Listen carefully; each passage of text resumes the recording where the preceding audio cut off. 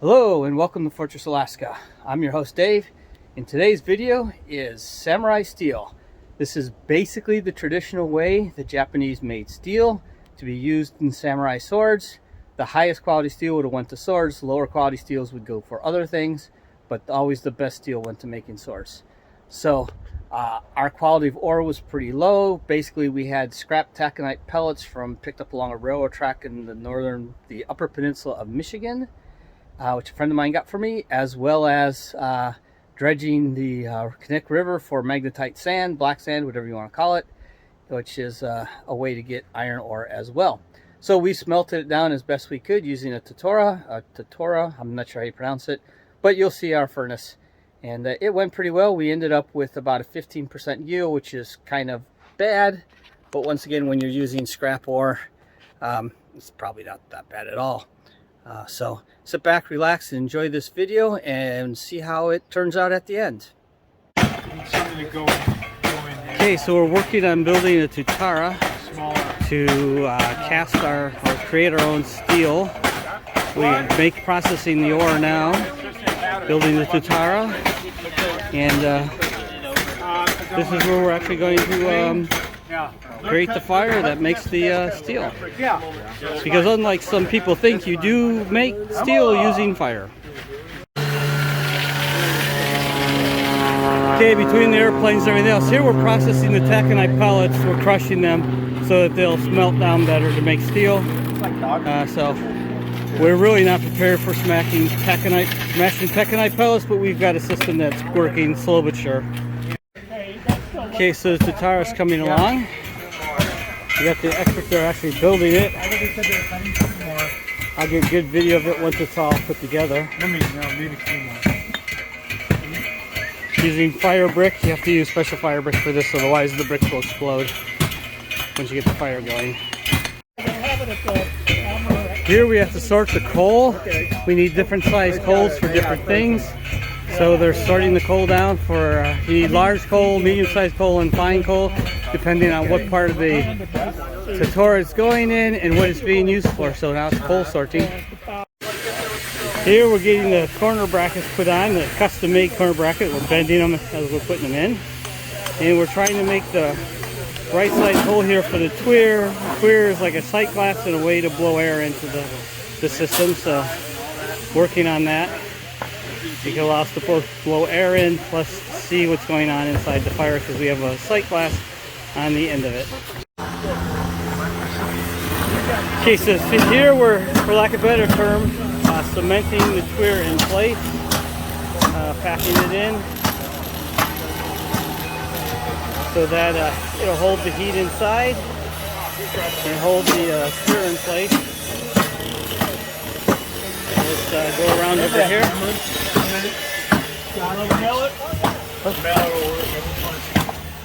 Okay, there's the front side of the tweer. And then over here, processing taconite pellets the hard way. Smashing them up with an iron rod. Sometimes you just gotta use manual labor. Here are the final stages of making the chimney for our Tutara. So it's looking good. I don't know if you can hear me over it, but the chimney's looking good. So it's the next day, getting ready to start the work.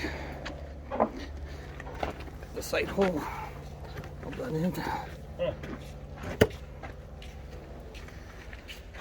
It comes in between 1 pound even and 14 ounces. And okay, we're gonna have to starting with the coal. Take a nap in between. Oh, Okay. at that one. So here we're compacting charcoal in the bottom to make steel instead of just iron. So the carbon will go from the charcoal into this iron to make steel. Air's getting a little low. Okay, well we have the blower going. Think of it like a blast furnace. Heating it up. Heat's coming out the top.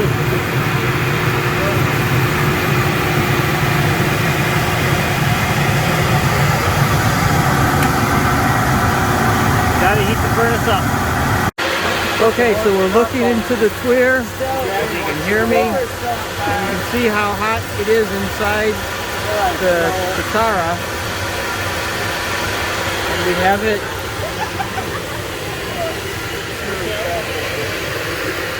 We filled it with charcoal all the way to the top of the stack. It's variable. Now it needs to burn down. It's variable, so we're okay for now, but that's good to have it in case we have to. I'm going to have to get... That's the front tuyer. It's quite not locked up tight, but moving some heat there, but we might have to pack that.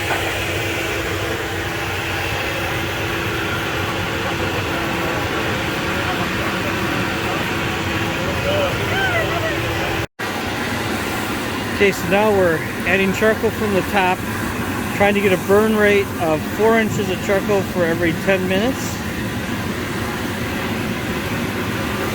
Trying to heat everything up, getting everything really super hot. We haven't started to add the ore yet, but that's coming. Okay, this is the first pour of ore into the there we go. This is an update of the status how it's looking. We got a lot of fire coming out from around the bricks. Unfortunately, here in Alaska in the summer it doesn't get dark. Normally do this in the evening so you can see all the fire.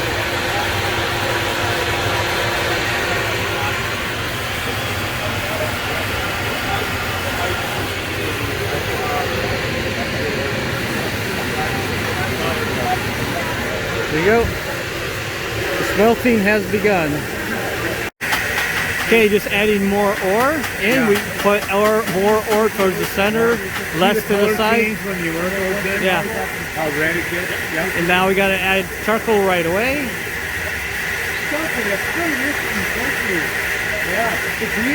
And there we go. Here we are adding more ore. Try to put more ore in the center, less to the edges. It's very, very important, but I don't know why. And then add the charcoal.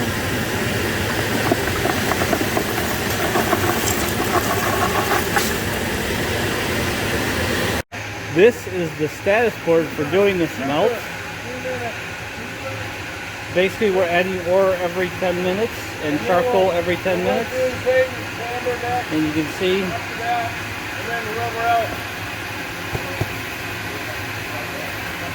this is our current status at 14 ads, I guess.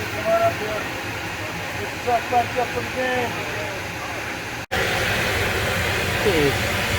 Here we are, we need to get the slag out. If there is any. If there is any slag to get out. There's such pure ore up here.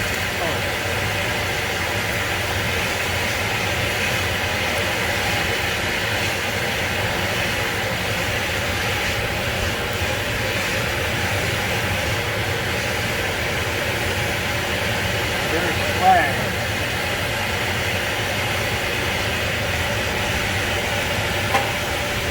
Pull that for me. The other one.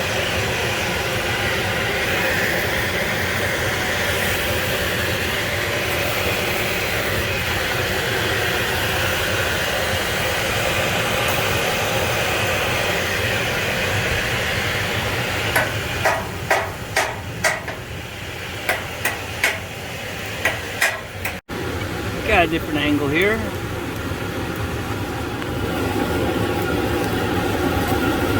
Down below. We're not up there yet. Put the brick back in.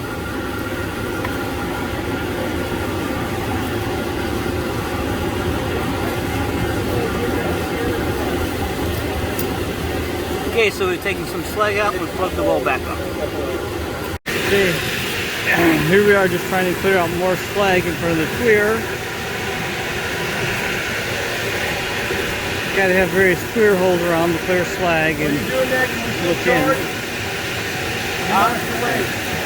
No, go ahead and stop because it's still trying to get the slag out. enough silica in there. Apparently there's not enough silica in our ore, and the slag is really thick instead of being runny. So we're having a little bit of a slag buildup. Well, the sand we put in was not high silica sand. It's putting that black stuff. Still put in straight silica. But We've added silica to our mix, so let's see if that will help. so much ore that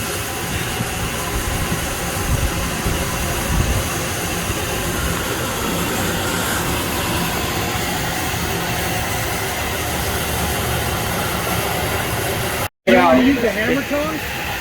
Okay, got the perpetual problem of slag buildup in front of our queer. Slag's not flowing like it should.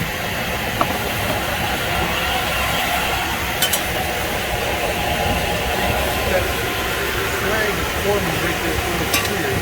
What he's trying to do is flip it and make a path. See how sticky it is? It's not the handy one. Trying to clear that slag out.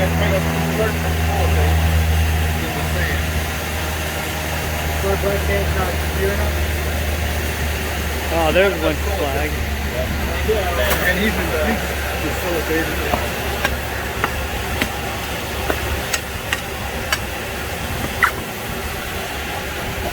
It's much linear than it was. That's better. The slag is spinning out. What's that, Dad?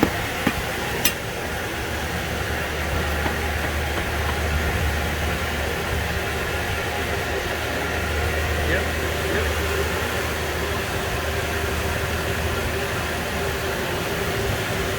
We have that bigger one if you would. Thank you. Good. Ah, yeah, the round one.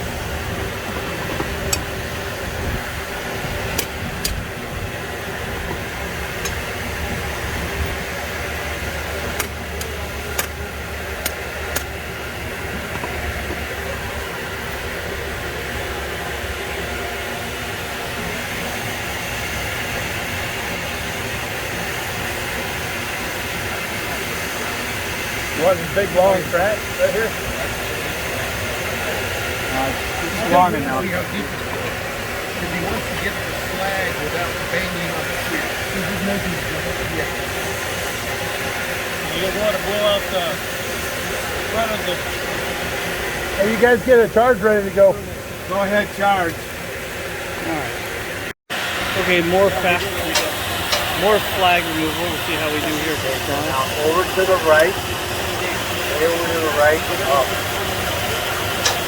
Trying to find the slag. We know it's in there. Right, over to the left and up. Straight in, straight down. You can do it. Something hard? Yeah. Not finding any more slag. Try to find it so it can run out. There we go. There's one in slag. How much that is? Try to get that. Yeah, it's like a fluid, it's a flag is all fluid is in there. It's like plasma. Still wiggly in there? How we doing on the... It's almost completely clogged at the moment. We may have to go in there here when we clear it out. That won't work. You'll just pull it back into the square. Okay, so we removed the chimney. We're burning down. We're getting closer and closer. It's taking longer than I thought. Okay, so we're just going to do a walk around because here we have a hole for the slag to come out of. Here you can see there's another hole down there for getting the slag out of. Here obviously is the front. And over here is where we have the clear. So, gotta burn it down a bit. Okay, now we put straw on the top of it to smother it, and we'll keep doing that to oxidize it all. So, let it go for a bit. Okay, here we go, putting more straw on it. Gotta stuff it down in there. Wow, it's bursting the flames. Okay, time to disassemble. see what we have down in there. Let's see, slag or whatever, still hot on the bricks. They're stuck together. They're taking them apart. Some of them are still stuck together. Stop. Oh my. Oh, slag's flowing finally. That's it. Probably liquid hot magma. Yeah, pretty much.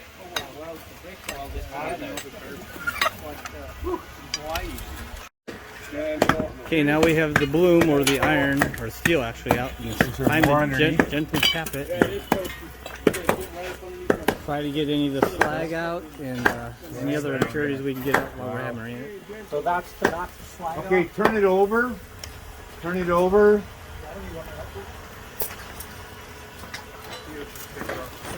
There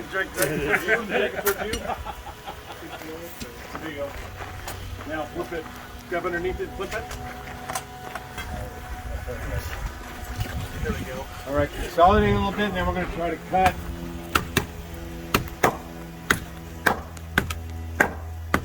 That's a solid chunk. Okay, let's try to hot cut it. Back. Yep. Alright, move it back a little bit. There you go. Trying to cut it while it's hot, it'll be easier.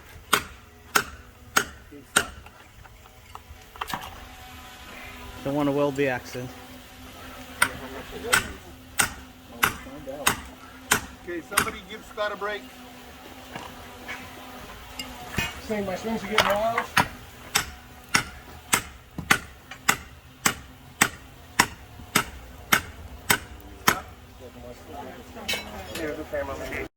Flat side? Yeah. Alright, just try right there. You want to go right there? If you want to hammer, just get behind the hammer, guys. Get the hammer.